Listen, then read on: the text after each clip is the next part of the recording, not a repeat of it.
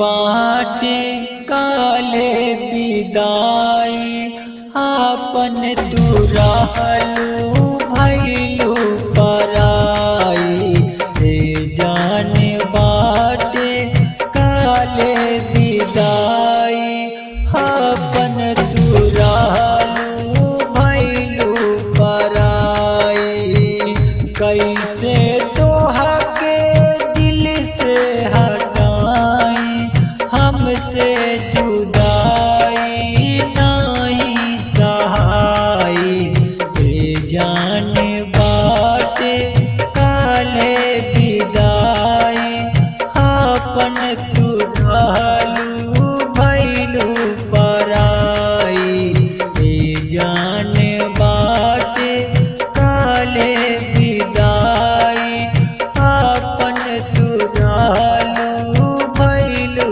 पराई।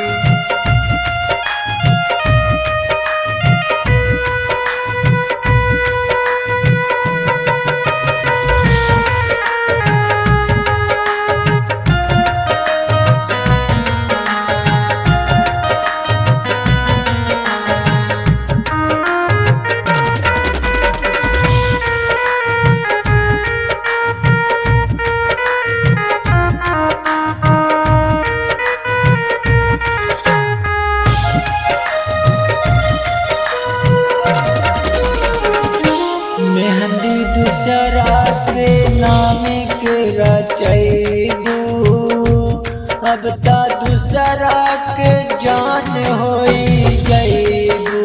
हाँ मेहंदी दूसरा के नाम के रचैबू अब ता दूसरा के जान होई जैबू। जब मंगिया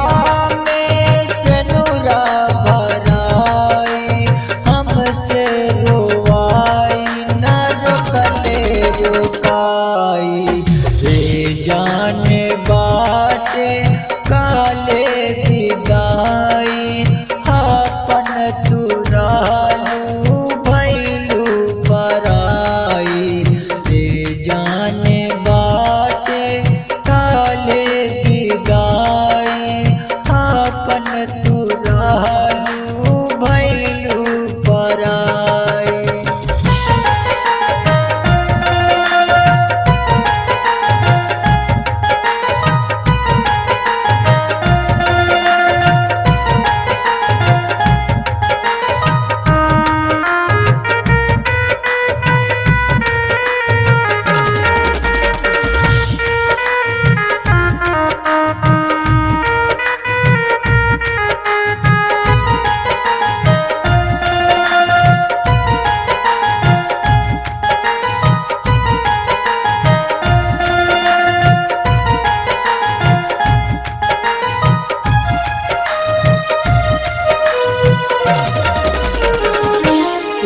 पुकार के बनबू जनाना दुआ देताई मोहित दीवाना। हाँ पुकार के बनबू जनाना दुआ देताई मोहित दीवाना।